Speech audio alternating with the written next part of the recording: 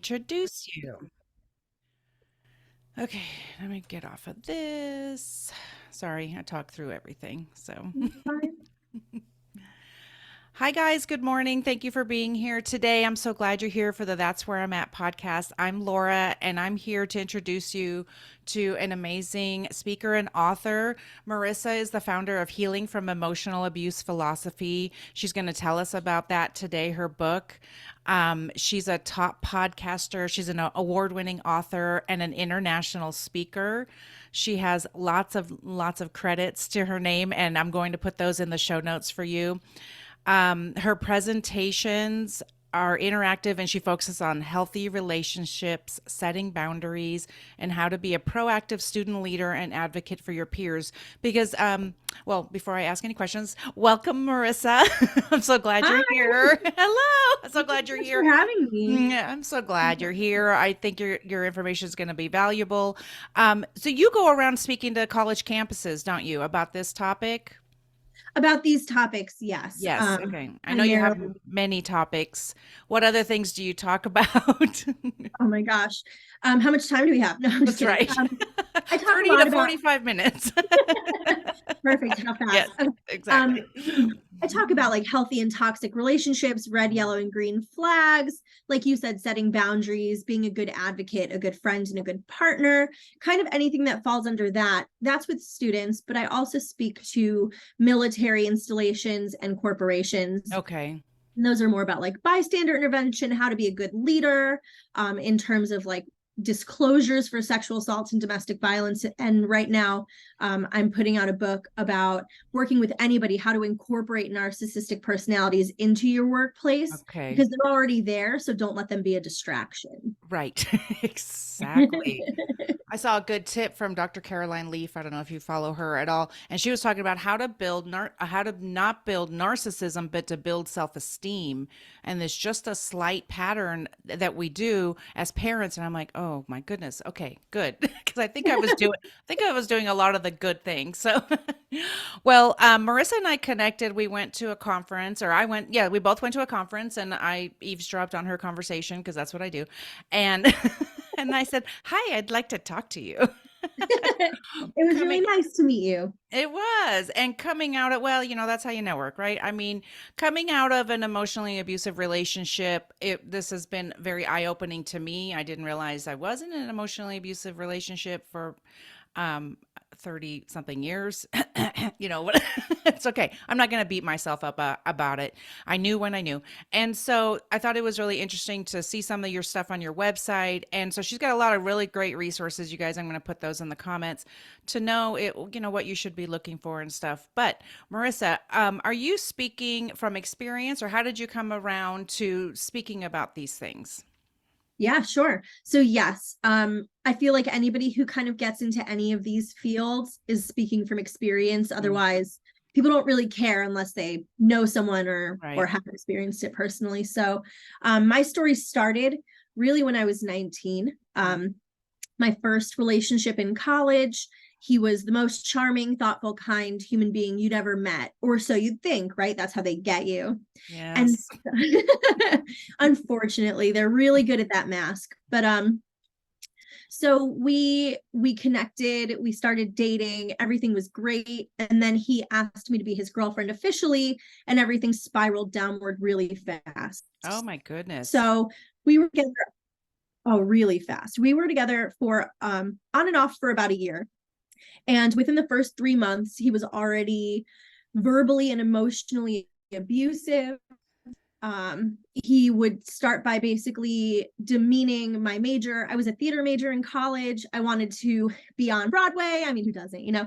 Um, and Right. so and so I was a dancer, I would sing all kinds of stuff. And he would constantly tell me how that's a ridiculous idea, how it's 1 in a million people make it, and I'm stupid for thinking I'll be one of them. Oh my He told goodness. me that he told me that I would require someone else to take care of me. I wouldn't be able to ever be independent. I would rely on him specifically for the rest of my life. And then it escalated, and he would tell me that I was, garbage, or that I wasn't worthy, or that I was lucky that I had him because no one else would put up with me. And I had all of these flaws that he would constantly point out. I mean, it So really was. I want to ask about your dating life before that. I mean, 19, but maybe you didn't have much of a dating life before that. I know that I needed attention from boys. that's that's what I needed to feel worthy and loved. And so what was your dating life like? And so did this seem okay to you, or did this seem normal to you, or even what was your family life like? Sure. So there are a lot of questions. Let me unpack that. Yes. My Fill it all in. all right. So my Tell family us your life story. my family life was fantastic. My parents were super healthy and loving. I really never saw them fight. Sometimes they'd bicker, but you're married for 30 years. Like, of Right. course, you're gonna argue. Right. Um, but it was never like blowout fights. They never screamed at each other, at least not in front of us. Mhm. Um, and so I grew up watching very healthy parents, very healthy relationships. And I had great relationships with my extended family as well. So it wasn't like I grew up in this, extreme dysfunction or these abusive relationships and I was Right. mirroring that. Right. What I think what prompted me feeling okay in this relationship was I hadn't had a lot of relationship experience before Mhm. that. I had boyfriends. Um, Right.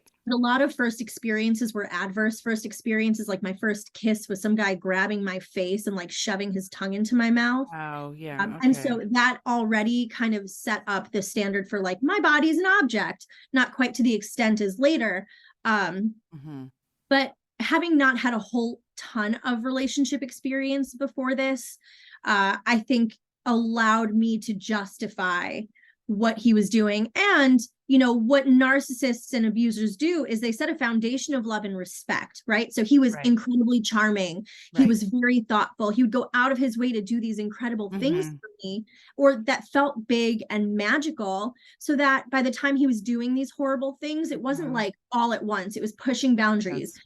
And I kept allowing him to push those boundaries, not realizing the damage he was doing. So by the time he was actually telling me that I was lucky to have him, he had already beaten me down so hard about my Right. major, my political Right. stances, my opinions, my goals, that I felt like he was right, that he was trying to take care of me and encourage me in the right Right. direction instead Exactly. of control me. Mhm. So I was talking to a friend the other day. She was telling her story. We had to stop and say, same story, different characters, because that's how I feel. I feel like a lot of stuff you're saying, I'm like, I just didn't see it. And so this to me, it's like, oh my gosh, you trust this person. You're trusting this person. So by the time they've already beaten you down, you don't realize, because it's incremental, isn't it? It's like tiny little things that are happening. It's not just all at once, because people say, I would have left. Well, you may not have even noticed. I didn't stay 33 years just because I felt like it. You know Right, what I because I was mean? comfortable and complacent. No. Yeah, I didn't notice a lot for a long time. I didn't notice, and then I did notice. So, what kinds of, well, those were some signs you just said, but what other kinds of signs did you ignore? Um, now you look back, but what kinds of signs did you ignore that might be helpful for other people to look at? Sure. So there were a ton of signs, a ton of red flags that I didn't see. The first of which being demeaning me Mm. privately and then in front of other people, feeling emboldened to encourage people to disrespect me. He had these two friends that were awful, Sure. awful human beings. I mean, I hated these two guys. And all of us were on the student government together. So I was stuck with all of them. Yeah. Oh, geez. And yeah, and so I had an executive position and all of them were just like general members. Yeah. So I had a level of responsibility and like respectability that they needed to Mhm. adhere to and treat me at a level of respect. And they absolutely refused. So Dave, I'm going to call him out. Okay. Dave would not come at me, bro, That's right. Come at um, me. come at me. No, so Dave would not stop them from being disrespectful, no Right. matter how many Yeah. times I said, these two guys, I hate when they interrupt me when I'm talking, like it makes me look stupid or it makes me look, you know, Right. like not respectable. And he'd be like, you just need to get over that. Yeah. You know, that's a you problem. That's not a them problem. And I'm like, Well, you're it's my so boyfriend. funny. Like, aren't you supposed to defend me? Like, aren't you supposed to tell your friends to be respectful to your girlfriend? But that was a red flag Yes. because he was allowing other people to treat me like shit. Am I allowed to curse on here? Yes, you are. You Perfect. can Because I you have can a sailor mouth. curse, you can talk about God. We do it all on this show. Perfect. I have a sailor mouth. So Welcome to the club. Yes, I'm that rated. This is what I say, Marissa. I say I'm rated E for everyone. was, oh, I like that. I'm rated M for mature. There you go. Exactly. No, Eve, because I always want them to put an E on my show. So that's why I say I'm rated E for everyone. Everyone always says, but that means that you're for like kids. I'm like, I'm not, because I'm No, going to cuss. E, And E's this for is one of the sensitive. things that I saw too, was the things you're saying. Was it was so funny because at home he would tell me, you can't you cut me down in front of your friends and stuff like that, and I'd be like, I do, like, okay, so I was trying to be more aware of that. And then he would start doing it to me, and I'd be like, what's happening? So Well, I saw those little signs, but I didn't think about it because he had me thinking it was all my fault because I always do it to him. And so he was doing it to me, and I'm like, oh my God. So no, that's anyway, called projection. yes, It's, it's true. And I know that now with a lot of the things that he said to me, that I'm like, oh, you're just admitting your lies to me, or you're admitting your faults. That's what they do. They project their insecurities onto you in many regards. And I'm learning those things, and I'm like, oh, okay. So all these things I'd be like, I didn't think I was doing that, or I'm not that way, but he felt that way about himself. So it was very interesting. So I interrupted you, but I wanted to interject because I feel like other people can relate. well, I mean, it's the same thing with cheating, right? When people start not defending, I'm sorry, Yes. accusing you of cheating, Yes. it's usually because they're cheating, right? Right. They're projecting that on you. They want to make you feel like you're doing something wrong, which then discredits you and justifies their behavior. So Exactly.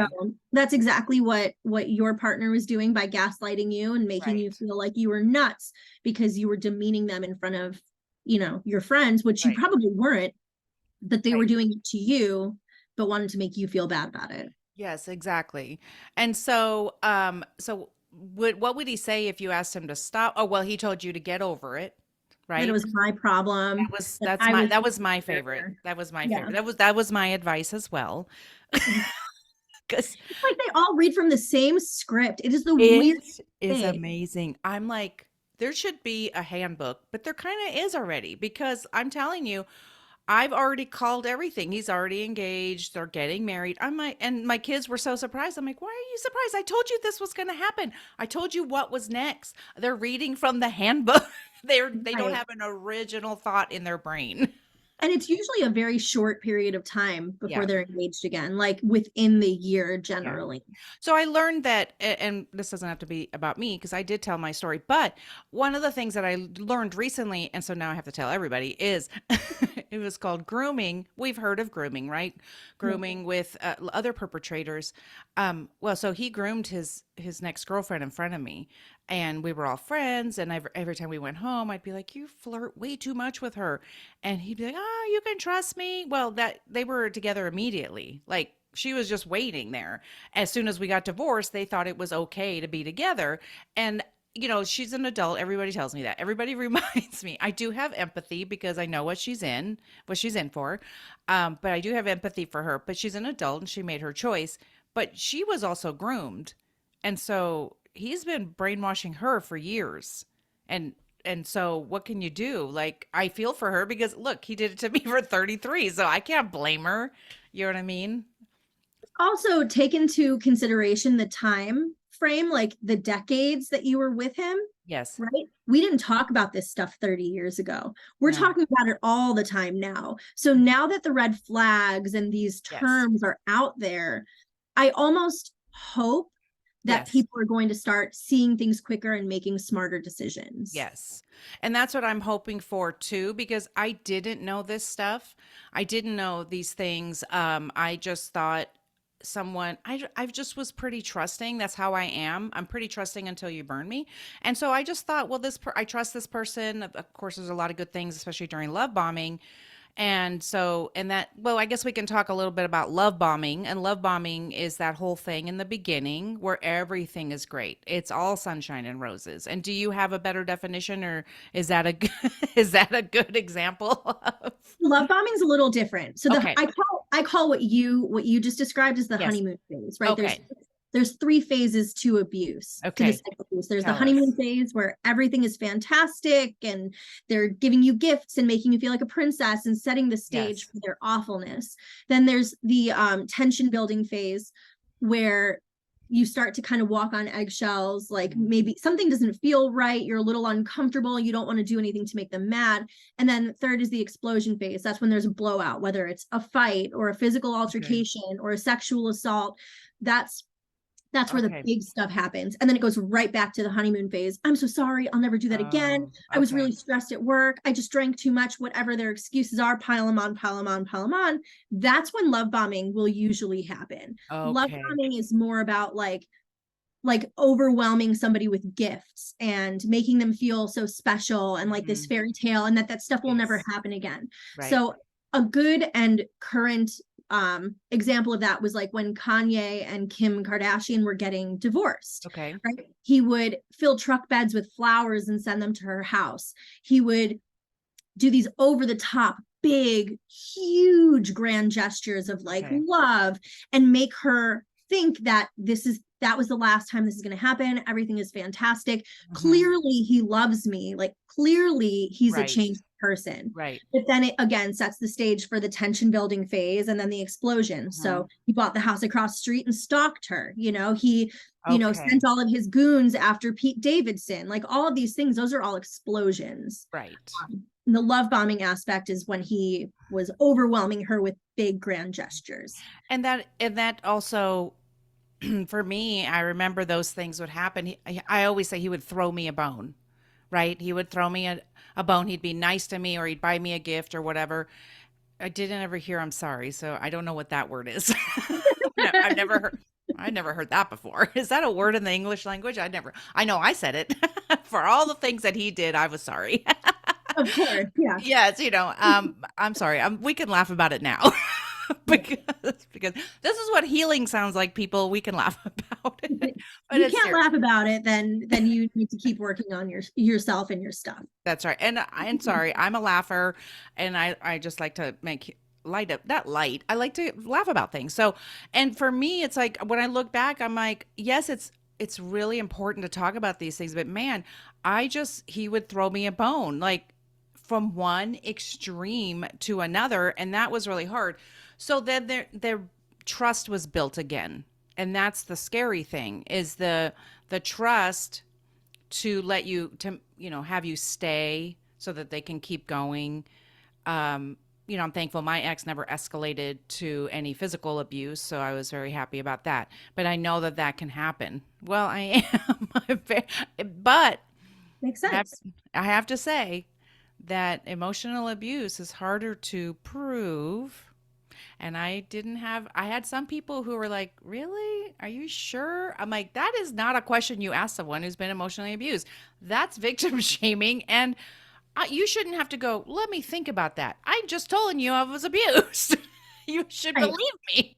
But not everyone believed me, and not everyone understands. And that's why I wanted to talk about it. Um, so, what are some ways that you feel like you abandoned who you were as a person while these things were happening with him? Oh my gosh. I'm not even close to the same person I was Me before too. all that happened. Yeah. We just aren't. Like so biologically and neurologically we actually change. Oh, Our whole body changes from abuse. Our brain will start shooting off dopamine at the wrong times. So we experience joy when we're in conflict. So what actually happens is when you're in jeez. like a baseline normal relationship and you're healthy, things tend to stay pretty baseline, right? There are moments of like Right. highs and lows, but it's mostly baseline. When you're in an abusive relationship, the roller coaster of emotions you feel screws up the wiring in your brain. Oh, And so when you're in an explosion, your brain will shoot off dopamine as like a survival tactic, right? As a like a coping mechanism to get yeah. you through it. So then in the future, when you're experiencing those really high highs or like those explosions, or I guess that would be a really low low, but an Okay. explosion, your brain will shoot off dopamine. And so you will actually think that you're experiencing joy. So that when you meet somebody who keeps you baseline, you Wow. feel bored, there's no excitement, and it feels uncomfortable because you're not getting that same shot of dopamine. So it really Oh does my gosh. actually, it changes everything. I did not know that. That is so interesting. I've noticed physically that I feel healthier. I'm also doing things that are healthier. I'm not in a constant state of anxiety or fight or flight, as my therapist would sometimes say, because I was always walking on eggshells and I was always anxiety ridden, thinking, what am I doing wrong today? What am I going to do wrong? Is this okay if I do this? Is that right or wrong? And it didn't matter. Everything was wrong. And, I hate to generalize using nevers or always and stuff like that, but towards the end, it seemed like everything was an issue, was wrong and was a problem because I feel like that's all he talked about was all the things that were wrong. And so I feel a difference in my body, but I didn't know that. Oh, I just didn't even realize that. That's so interesting. Yeah, it slows down your metabolism. I mean, a lot Yes. of people when they leave abuse gain weight. And there's a couple reasons for that. One is it actually slows down your metabolism. Um, I think it increases your cortisol levels, but it Yes. increases your stress, Okay. and which also plays into your metabolism. But also people will oftentimes, especially after like a sexual assault, make the Okay. choice to look differently, right? they'll Yes. they'll start binge eating Hmm. because they think if they're unattractive or less attractive, which I'm not fat shaming at all, but like Right. the psychology is, if you feel like you're less attractive, then you are less likely to be targeted again. And that's honestly just not the case, because Right. all of these things are not about sexual fulfillment or No. love. It's about power and control, both Right. scenarios. Yes.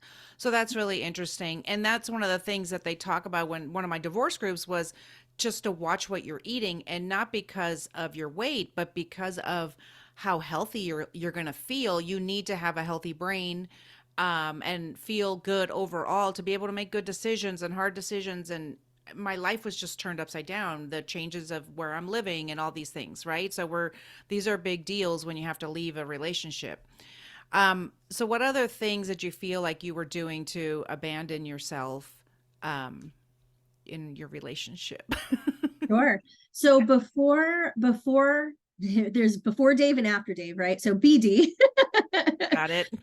Yeah, so before Dave, I was really shy, which you'd never believe if you've just met me now. Like I didn't talk to people. Yes, Um, I'm surprised because you don't yeah, seem that way. and yeah, I was incredibly shy. I had moved a lot as a child, and I wasn't a military Mm. brat. We just like Yeah. always moved. Um, and so I moved a lot as a child. So making friends just kind of became a chore. So I Hmm. just kind of stopped caring about people. Yeah. But I was still, this sounds weird, I was still very outspoken about like activist issues, right? I felt very passionate about animals and animal cruelty. So I would, constantly protest and things like that. I was really big on humanistic and social rights. So like the LGBTQ community was always really Hmm. big in my heart, and Hmm. you know, kill shelters and things like that. Like I was always very, very vocally against Uh-huh. those types of issues. And Dave really smacked that out of me. Jeez. Because anytime I had an opinion, it was the wrong opinion. We Right. were on very, very opposite sides of the political spectrum. He tended to lean way more conservative, and I was way more liberal. Mhm. Um, and so anytime we'd have a discussion, air quotes, discussion Yes. about politics, and this was all at the time like Obamacare was coming out and he wanted Yeah. to be a doctor. So that was a big issue. And like Yeah. we would have these political battles where he would say something and I would just try and like course correct from my perspective. It might not have been right, but I was Right. like, you don't need to go into like a hospital. You can own a private practice and not have to worry. And then I was an idiot, right? And it would just, Right. he Yes. would just bombard me with verbal abuse and tell me that I was stupid and my opinions were ridiculous and I should shut the hell up because I don't know what the hell I'm talking about. And so he kind of beat that out of me, that like Yeah. outspokenness. I Yeah. have it back now in spades, like Yeah. that came right back when I left him. Hmm. But So a lot of like that, having my own opinions and feeling comfortable sharing that with people was a problem.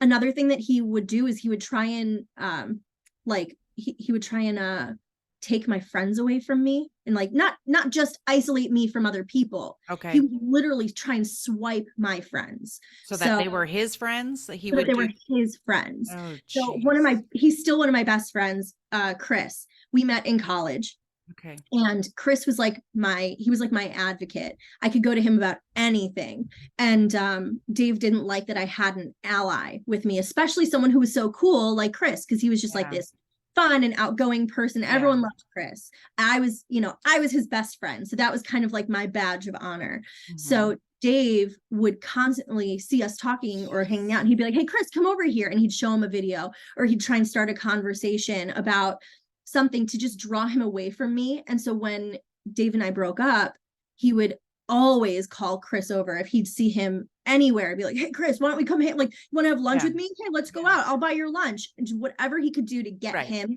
to be his friend and not mine. Right. And what did Chris do? I mean, did he stay friends with you? Yeah, he was in my Okay. wedding. Okay. He was in my way. I Told me love it. about all this stuff, and we would laugh about it because of how just absolutely ridiculous it was. But that Yeah. was the kind of person he was. He was an incredibly jealous person. Yeah. And I was a very well-known person in my college because I was on student government. I was involved in a lot of clubs. Right. I at this point was just kind of talking to anybody so that I could talk, because I couldn't talk to Dave. No. He would silence me. No. So I would Right. just find any other way to like get my voice out. Well, and I have to laugh because when I tell people I'm doing a podcast and people say, why? Oh, because my ex said I couldn't, number one, he told me I couldn't do a podcast, which I always wanted to do. Couldn't be a motivational speaker. I couldn't speak on stage to women. Like every time I'm a woman of faith. So every time I would go to church events or anything like that, people would be like, you're so like motivating and you're like so lovely. You should talk to women. I'm like, I'm not allowed. You know what I mean? And it was so weird. I'd go home and he'd go, yeah, that's amazing. But then he'd be like, well, yeah, but you can't like turn that into a business. Like, so, so one of the first things I did when I got divorced was I called my sister. I'm like, you want to do a podcast? So my sister and I have a podcast as well. But I'm like, you want to do a podcast? So one of the things is why I wanted to do this was because there's so many things that where in society we're told either not to talk about, or we just left a relationship that they told us don't talk about those things, or we don't feel like we have people to talk to them about these things, or even other things that we're going to be talking about like grief and widowhood and different things like that, abuse. um and so I was like, fine, let's put it on the air. Yeah. Let's talk to Oh everybody. yeah. Well, because it's important, because I think if I would have heard some of these things sooner, I'm not going to beat myself up, but I do think about those things. I didn't know until I knew. And so, but I didn't know that there were so many of my friends that were dealing with this as well. And so that's kind of scary. And that's why I want to get the word out and be like, these are some warning signs. Your husband's not just a jerk, like this is like potentially dangerous He's kind a of. full-on asshole. He's not just, he's a full on asshole. Yes, and it's the hard part is because we could make this into a day long seminar, couldn't we? Oh yeah. Um, the hard part is when I was telling my story, I only told it for an hour. Is that there's only so many little things, and I'm like, I don't. It doesn't like when you put and I read. I just excuse me. I just listened to a podcast, and she said the same thing where she said, when I tell about these little things that he did to me, they don't sound bad in and of itself, right? Oh, he said, whatever. I mean, it's not nice that he would say that you have the wrong political view. Hi, me too. Did you know that? Did you know I had the wrong political view too? Yeah. It's like, really? I do? Like, but he would sit and he would be like, let's debate things. And I'd be like, oh my God, no. But he would sit with, please no. But he would sit and debate with people all the time. But then if I would interject, it was wrong, right? Yeah. And so saying that doesn't sound like abuse, but 100 or 1,000 or 1,000,000 of those is abuse. And when you, right? And so what is it that, I don't know, I haven't, read in your information, because At what point do you say I'm being abused? I felt like I was a different person. I wanted to I almost wanted I was close to saying I wanted to kill myself. I wanted I to I wanted 100% to die. feel myself. Yeah, and I wanted to die. And so then that's when I said, yeah, there's a problem here. If I want to die rather than stay in my marriage, that's a problem. So I don't think there's like one clear cut aha moment for Yeah. people to say, okay, now it's time to get out. When you start to see those patterns, because abuse is literally just a pattern of these behaviors, it's a Okay. pattern of abuse, of like moments of control and power. Yeah. Um, and so when you see it, when you finally recognize it, that's the time to leave. You Okay. telling somebody, oh, well, these 5 things have happened and they're horrible, you should leave. It doesn't work because they Right. haven't figured out in their situation yet that that's dangerous. Right. So my advice on that regard is when someone says this is a problem, that's when it's time to leave. And you I'm not a person of faith. Mhm. And so for me, I know that like, Christianity really says that suicide is a sin and things like that. I never really had that guilt over me. I had a Right. box cutter in my jewelry box and I would hold it to my wrist, God, maybe like 4 times a week. And I Mhm. just was too chicken shit to do it, which I'm really grateful for now. Right. But at the Right. time I Of was like, course. God, Yes. at the time I would like hold it to my wrist and be like, you're so fucking weak. You're so weak. Just Yeah. do it. Right. Right. But I never blamed him for that. That was never his fault. Okay. It was birth control. It was, my depression. Oh, It was okay. anxiety. It was all of these things that were happening in response to the things he was doing, but Right. not because of him. It wasn't like I needed to get out of this relationship. We didn't live together. We weren't married. When I left, I left. Like it was a Yeah. clean because I didn't, I was still living with my parents. Okay. I didn't really have the Right. like life tie-in, but I Mhm. just couldn't handle my emotions anymore. I couldn't handle the Mhm. world spinning around me so fast I couldn't keep up. you Well, know and I think thinking back that I wanted to die because I didn't have a plan, so I wasn't suicidal. I guess that's the difference. But I wasn't blaming him. I was just like, there's something wrong with me. I'm menopausal, ADHD. I had all these. I mean, I'm sitting. I would talk. I had a therapy notebook, and when I look back at that time, right before I left, I'm like, my gosh, like I thought everything else in the world was wrong, and why I wanted to die. But I knew that I was sad in the marriage, but I just didn't think that that was where I was getting with him. I still to the end, man. It's just yeah. amazing how the brainwashing and the gaslighting really does you in. And I went to college and I feel smart, but you don't know what you don't know. This these happens to everybody.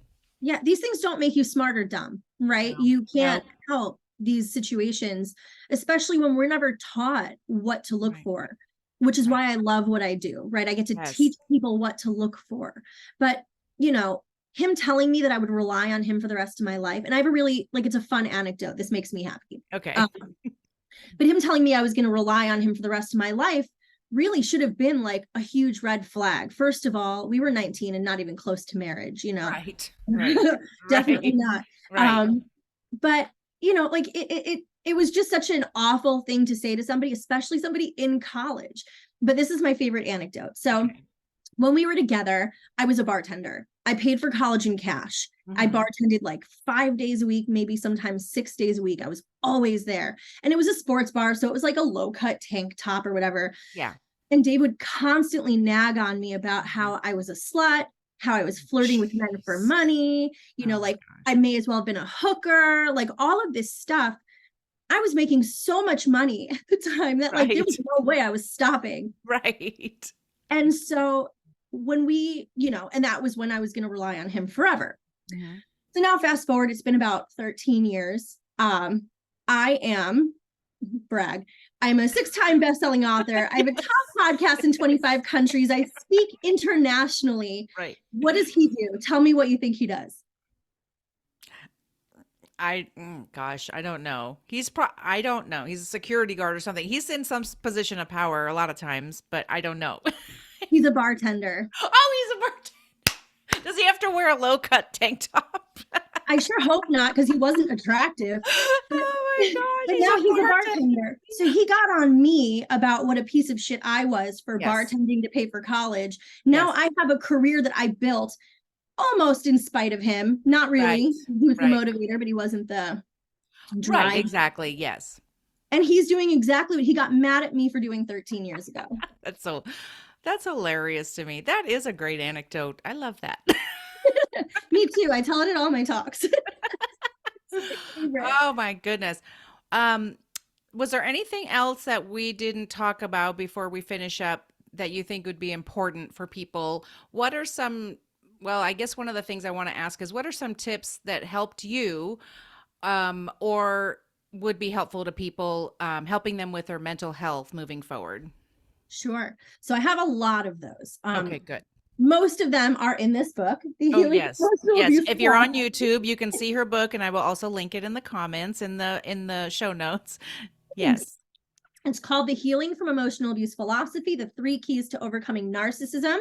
It's available on Amazon and on my website. But this book is literally just filled with tools and tips. You can't see it because my screen is blurred. That's But okay. but tools and tips to Okay. how to overcome narcissistic Perfect. abusive relationships. My number one recommendation, actually my top two recommendations are Mhm. speak about it. Okay. Whether you need to find a stranger to talk about it with or a person in your life that you feel comfortable enough to trust, that won't judge you and won't try and force you Okay. to do something that you don't want to do. Right. Identify that person or go to a group or a stranger on a park bench and talk to them. Okay. Just let it out. The first time you talk about it, it is so hard. It is, oh my gosh, overwhelming. I cried Yes. for probably like 3 Yes. hours after I told it for the first time, but that helped me talk about it more. And the more I Okay. spoke about it, the more people shared back with me, and I felt validated. I felt relatable. Mm-hmm. And I've made some of my best friends that way, honestly. That's awesome. But speaking about it is like a great exercise in just allowing yourself to process it, and Okay. also, giving taking away some of its power. Mm-hmm. So that's Yes. my number one recommendation. My second recommendation is use writing as a tool.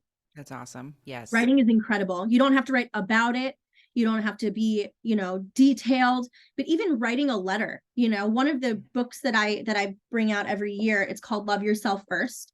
And it's a series of love Awesome. letters from yourself now to yourself back when you were struggling. Here, I have it right here because Oh I'm my gosh. That's yep. amazing.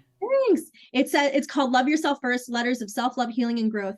But you write a letter to yourself from you now to you when you were struggling, and talk yourself through it. Tell yourself what you needed to hear, how Yes. self-love inspired and helped you grow, and that's another really good way. Sometimes I also say, if you want to write a letter to your abuser, don't send it to them. But that Right. way you can get everything out of your Mhm. brain. Yeah. When you stop thinking about it and stops bouncing around in your head, you get like a nice quiet feeling. Yes. It's incredible.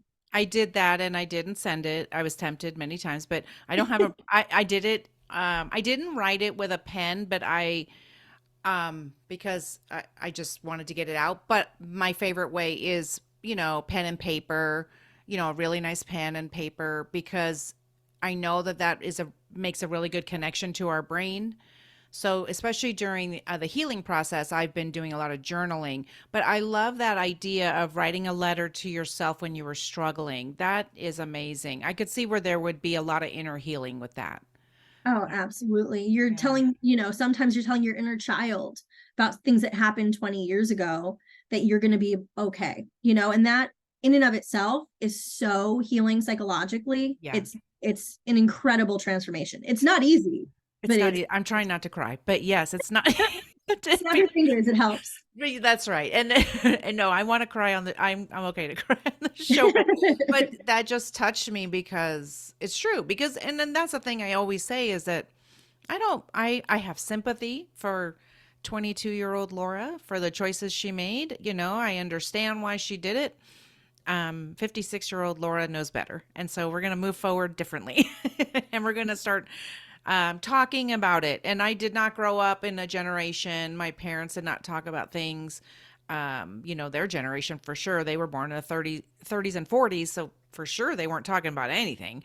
And so, and so it's weird to me because I've always been kind of private. So to share my business on a podcast is kind of funny to me. But my main goal is to help other women. So that's why I'm okay with it. So Yeah, hey, we have to share. That's how we learn, right? The that's reason true. that people got away with this for so long with abuse and sexual assault is because no one ever spoke about it. So Yes. now people are starting to be held accountable. And Yes.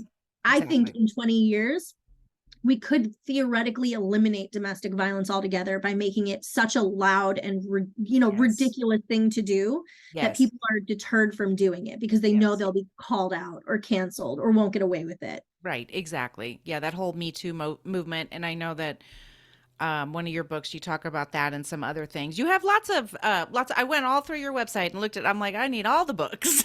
You had a lot of good stuff on there. Put it together in like a box set or something. Seriously. That's a great idea. Well, Would. I'm sure when you speak, you probably have some I don't know if you have some of your books out there or not, but it's a good resource. She has a lot of good resources, so we'll put all of her information in the show notes. And you kind of told us what you're doing now, because I was going to ask, where are you at now? But you are doing so great. I'm so proud of you. I don't barely know you, but I'm proud of you because Well, thank you. I want to say that to you. I appreciate that.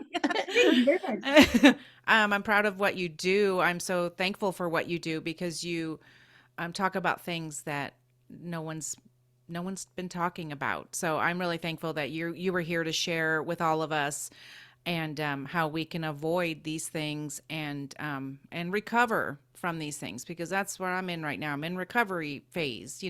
So that's for sure. And I'm sure we could talk for 25 more hours on all of this, but this is all we got for today. So this is the way it is for today. I appreciate you so much and thank you for coming on the show today. If anything resonated with you guys today, please find the information on social media. I will have a post about Marissa, and then of course all of her information is in the show notes. But let's hear your stories. Let's hear how all of the tips that she gave are beneficial, and if it resonated with you, we want to hear from you. Marissa, thank you so much for being here. I appreciate you so much. Oh my gosh, thank you so much for having me. And I hope you know that I'm proud of you for not only leaving and, getting healthy, but also doing what you're doing, because this is an incredible asset for a lot of women who don't hear this stuff or aren't validated in their experiences like you weren't. And so Yeah. I think that it's an incredible thing. This is an incredible project, and I'm honored to be a part of it. Thank you. Thank you so much. I really appreciate that. Well, we'll talk to you guys next time. Bye. Bye.